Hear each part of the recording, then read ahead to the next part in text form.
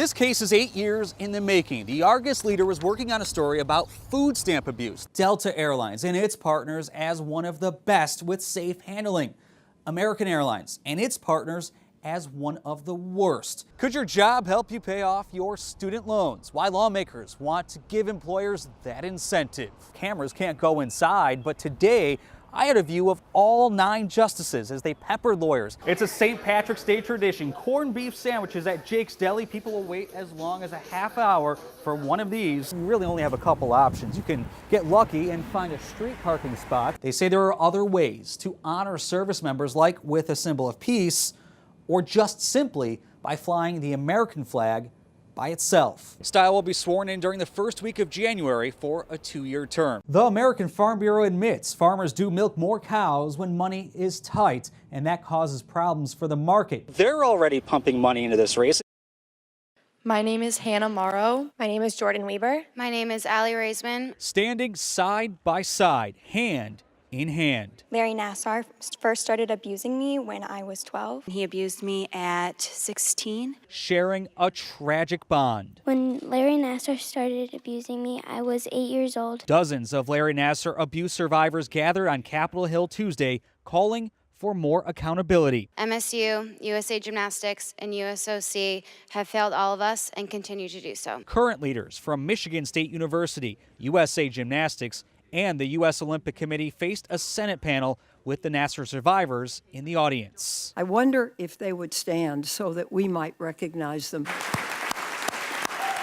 Michigan Senator Gary Peters challenged MSU interim president John Engler with a letter from 120 survivors, saying Engler is reinforcing a culture of abuse on campus. If your presence is so harmful to survivors, why should you keep your job? Would you answer that, please? Absolutely, be happy to.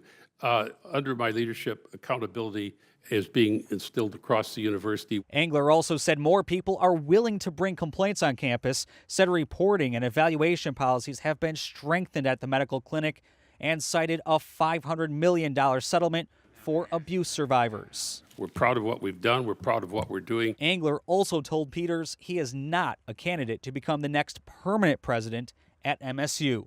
In Washington, I'm David Aid. Since I first told you about Pastor Dave back in May, people around the state have called and emailed me with similar horror stories of dealing with this contractor. This one, just from last night. But there's a story in Mequon that has even some of Ward's other victims in shock. I'm pretty angry. And I don't want other people to be stuck with this sort of situation. The situation, World War II veteran Charlie Reed can't step out on his back porch. Well, and I'm 90 now, and to be out there is about all I can do. This is work left undone by David Ward, the Man of Steel contractor who calls himself Pastor Dave. Howdy, folks. Pastor Dave here. That's one of Pastor Dave's Facebook videos he calls Sermons from the Saddle. Ward also has a charity horse farm in Chilton, and he's a high-ranking official for the Fond du Lac Freemasons chapter. Well, he's kind of the opposite end of the spectrum. He's not living what he preaches. In all, Ward took about 20 grand from the Reeds. He did some of the work he promised, but excuses piled up. Phone calls went unanswered, months went by, and Ward did not finish the job. A person who calls himself Pastor Dave and then swindles you is kind of going against the title of Pastor Dave in my book. A district attorney charged Ward with a misdemeanor. I was with the Reed family as they went to court to watch Ward make his initial appearance earlier this month. Steve versus David Ward. One problem, Ward didn't show. Court will issue an arrest warrant. I don't think he respects people, he doesn't respect the work he's done, and he doesn't even respect the court of law. He's already lost a handful of civil cases and has been ordered to pay homeowners around the state more than $30,000, money they may never see. Because of this, we got a hold of a financial disclosure from another case showing Ward claims to have no significant assets, saying he lives below the poverty line and that Sweet Haven Ranch charity he runs, well, it's also in financial trouble according to this GoFundMe page. Ward was at the Sheboygan County Courthouse today trying to reopen one of those civil cases he lost. A judge quickly shut down that attempt, and when I tried to get a comment in the parking lot, Ward drove off. so I called his cell. Hello, Pastor Dave. Yes. It's David Aid from CBS 58. Hello? He hung up on me before having a lawyer call me saying he has no comment. The Reeds say Ward has nobody to blame but himself. He could have finished the work and the whole thing would have gone away. Ward was picked up on his warrant last Friday and is out on bond. He's scheduled back in Ozaukee County Court on November 15th. In the meantime, he's been ordered not to contact the Reeds. Barb Reed tells me tonight the deck by their house is still unusable and still looks this bad.